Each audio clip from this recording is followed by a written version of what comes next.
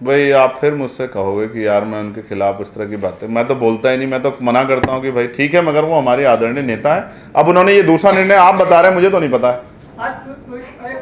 कर दिया क्या? भाई बहन जी क्या करती क्या नहीं करती ये तो आप और मैं जान ही नहीं सकते ना। भाई वो बड़ी नेता हैं, उनके देखो उनके कार्यों पे या उनके जो उन्होंने हस्तक्षेप करना मेरा काम नहीं है। लेकिन आप ये सोचो आज के समय में जहां एक एक नेता बड़ी मुश्किल तैयार होता है, वहां इस तरह की लाइन लगाना, कोई जुड़ रहा है क्या उनकी पार्टी से? देखा आपने? कोई एक भर्ती दिखा दो, कोई मजबूत आदमी जुड़ा, और जो है उसको भी निकाल रहे हैं। तो रास्ता क्लियर कर रहे हैं कि अभी लड़ाई, वो तो कह रहे हैं कि आजाद समाज पार्टी को लड़नी है अब लड़ाई, वो मैदान में है, हम लोग मैदान में हैं। तो मैं तो धन्यवाद दूंगा बहन जी का जो निर्णय है वो अपने आप सोच के लिया, अपनी पार्टी को सोच के लिया। हम तो बहन जी के निर्णय के उनके सम्मान के साथ खड़े हैं। देखने को मिलता है कि पिछड़े ही दलितों पर अत्याचार करते हैं। देखिए पिछड़े वर्ग के लोगों में भी कुछ लोग संघी मानसिकता के लोग हैं, अभी उनको तैयार करना पड़ेगा जब ये बदलाव होगा। ऐसे बदलाव नहीं होता, अभी उनकी राजनीतिक शक्ति बढ़ी हुई है तो लोग उनकी तरफ ज़्यादा जा रहे हैं। लेकिन मैं ये नहीं कहता इससे पूरा समाज गलत हो सकता, मैं इससे सहमत नहीं। सर लगातार इस तरह की घटनाएं हो रही, जैसे शेड्यूल कास्ट के भी कुछ लोग मनुवादी पार्टियों में हैं, तो इसका मतलब ये थोड़ी पूरा शेड्यूल कास्ट स्वस्थ आज़ादी की सांस ले रहा है, ऐसा नहीं। जी सर, लगातार इस तरह की घटनाएं आपने गिनाई हैं, इसी बीच में तमाम बाबा इस तरह का नैरेटिव चलाते हैं कि जात पात की करो विदाई, सब हिंदू भाई भाई, तो ये जो पूरी पॉलिटिक्स हो रही है इस पर क्या कहें? देखिए मथुरा के बाबाओं को तो नहीं दिखा उनके यहाँ किस तरह का अन्याय हो गया। बघेल साहब या वासुदेव बघेल की हत्या कर दी गई और गोली चला दी गई जहां हमारी गाड़ियों पथरा हुआ उस क्षेत्र में, और उन बच्चों के साथ क्या हुआ? कोई बाबा निकल के आया क्या आगे? देखा आपने? किसी बाबा ने आके कहा समझाया अपने भक्तों को, या वहां गए हो कि भाई मैं आपके लिए खड़ा हूं? तो इन बाबाओं के चक्कर में जितना हमारे लोग पड़ेंगे, एक बाबा ने तो कह दिया कि मोक्ष मिल जाएगा मरने वालों को, इस तरह का अपमान।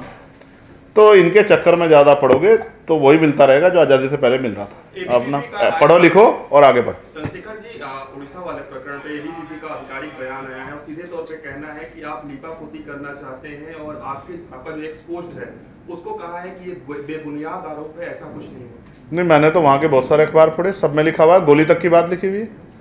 तो एबीपी ने आपको क्या कान में क्या, मुझे तो नहीं पता है। आप मुझे कोई आधिकारिक पोस्ट दिखाओगे तो मैं उसका जवाब दूंगा। ये आधिकारिक पोस्ट है आपके पास होगी, मेरे पास जब आएगी मैं अपनी तरफ से जवाब दे दूंगा। ये लोग मुझे मिलते रहते हैं बेचारे। आप पे हो रहे जानलेवा हमले का जिम्मेदार कौन? नहीं, वो मुझ पे नहीं हो रहे हैं, वो उस संवैधानिक व्यवस्था पे हो रहे हैं जिसने मुझ जैसे लोगों को संवैधानिक अधिकारों के जरिए बोलने का अधिकार दिया, और वो हमारी हिम्मत तोड़ना चाहते हैं। इनसे नहीं हम टूटने वाले। हम तो वो हैं जिन्होंने जेलें काटी, वो काहे को डरे इन सब चीज़ों से। ये तो होंगे जैसे जैसे हमारी शक्ति बढ़ेगी। देखो हमला किस पे होता है? रोका के जिसके पास सोल्यूशन होता है। हम पे समस्या थोड़ी है, हम पे सोल्यूशन है, और हमने करके भी दिखाया कई जगह। अब देखो उस बेटिया की शादी हो रही नहीं हो रही है, समाज से हमने अपील की थी तो एक परिवार भी आ गया है। मैं प्रशासन से मांग करता हूँ पुलिस से कि उनकी सुरक्षा सुनिश्चित करे। और कल ही आज ही मैंने सुना कि एक परिवार जाके, एक संगठन जाके उनको 1.25 लाख रुपए की मदद भी करके आया। मैं और अपील करता हूँ कि उन परिवारों का एक पैसा नहीं लगना चाहिए, सब अपने आप जिम्मेदारी उठा के समाज करे।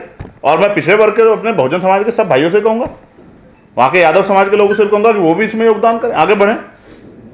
जो कुछ लोगों ने कर दिया उसको खाई को काटने का काम करें। हम तो बहुजन आइडियोलॉजी को मानने वाले लोग हैं। मथुरा पुलिस ने खंडन किया है, मतलब मथुरा पुलिस का उस मामले पे कहना है कि ये किसी भी तरीके की ऐसी घटना नहीं हुई है। कहा सुनी जरूर हुई थी, लेकिन बारात चढ़ने से किसी को नहीं रोका गया है और दूल्हे की पिटाई नहीं हुई है। ये सब भ्रामक खबरें हैं। ये दूसरी घटना पे उन्होंने कहा है जो परसों रात घटी है, उस पर मेरे पास पीड़ित परिवारों के बयान है, उनकी मेरी बात है। आपको याद है हाथरस की बेटी के साथ जब अन्याय हुआ तो हमारे एक सीनियर अधिकारी क्या बयान आया था? आपको याद है? नहीं याद है? पुलिस सरकार की होती है और उनसे हमें कोई नाराजगी नहीं है, वो वही करेंगे जो सरकार कहती है। अगर इतना न्यायप्रिय होता तो ये इतनी घटना पढ़ के सुनाता क्या मैं?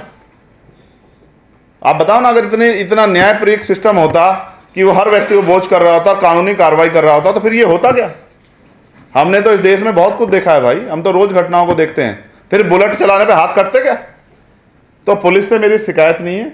नाराजगी उस दिन इस बात की थी कि अगर पुलिस के रहते हमले हो रहे हैं तो फिर पुलिस के लिए चिंता है। आप ये भी जानो कि पुलिस हमसे कह रही है कि इस रास्ते से मत जाओ, यानी कि उनको भी विश्वास है कि इस रास्ते जाएंगे नुकसान हो सकता है। सर जैसे कि एक पॉलिटिकल सवाल है कि बसपा प्रमुख मायावती ने पहले आकाश के ससुर को हटाया, फिर आकाश को दायित्व से मुक्त किया, अब अपने भाई को जो नेशनल कोऑर्डिनेटर आनंद कुमार को बनाया था उनको भी पद से मुक्त कर दिया है, नेशनल कोऑर्डिनेटर के पद से। क्या कहेंगे इससे आप? भाई आप फिर मुझसे कहोगे कि यार मैं उनके खिलाफ इस तरह की बातें, मैं तो बोलता ही नहीं, मैं तो मना करता हूँ कि भाई ठीक है, मगर वो हमारे आदरणीय नेता है। अब उन्होंने ये दूसरा निर्णय आप बता रहे हैं, मुझे तो नहीं पता है, आज थोड़ी देर पहले कर दिया क्या? एक घंटे पहले आई भाई बहन जी क्या करती है क्या नहीं करती ये तो आप और मैं जान ही नहीं सकते ना।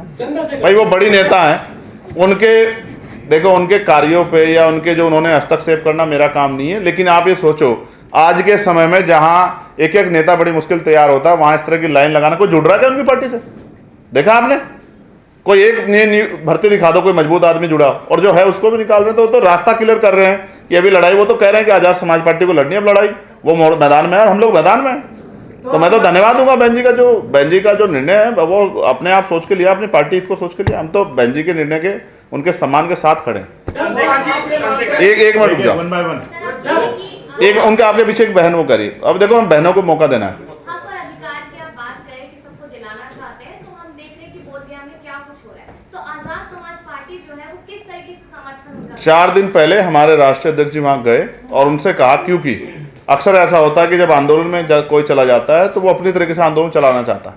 हमने उनसे कहा जिस तरह आप चलाना चाहते हो, जहां आप हमारी मदद चाहते हो, क्योंकि मुझे तो जाके वहां नहीं बैठना है, मुझे तो सड़कों पर संघर्ष करना है। मैंने तो अपने लोगों को पार्लियामेंट की तरफ चलने कहा, असेंबली की तरफ चलने कहा।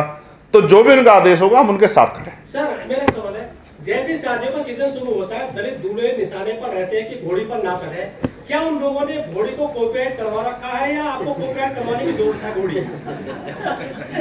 देखो भाई ऐसा है, इस पे मैं इतना ही कह सकता हूं कि अब क्या तो दलित शादी करना बंद करते हैं, या बंद अगर नहीं कर सकते तो घोड़ी पे चढ़ें तो हिम्मत करके चलें, ठीक है। और एडमिनिस्ट्रेशन पुलिस को भी इन बातों पे ध्यान देना चाहिए कि ऐसे लोग जो हैं बहुत बड़ी घटना को अंजाम दे सकते हैं जो इस तरह की चीज़ें कर रहे हैं। एक बहुत बड़ा सांप्रदायिक तनाव हो सकता है, सामाजिक तनाव हो सकता है। मैं इन सब चीज़ों से सहमत नहीं। जो मैं फिर कहूँगा, हम तो चाहते हैं सारी जाति धर्मों के लोग वो समता के मार्ग पे आएँ। हमारी किसी जाति से किसी धर्म से कोई लड़ाई नहीं, लेकिन अभी सब लोग समता के मार्ग पे नहीं, तो हम कोशिश कर रहे हैं कि सब लोग समता के मार्ग पे आए।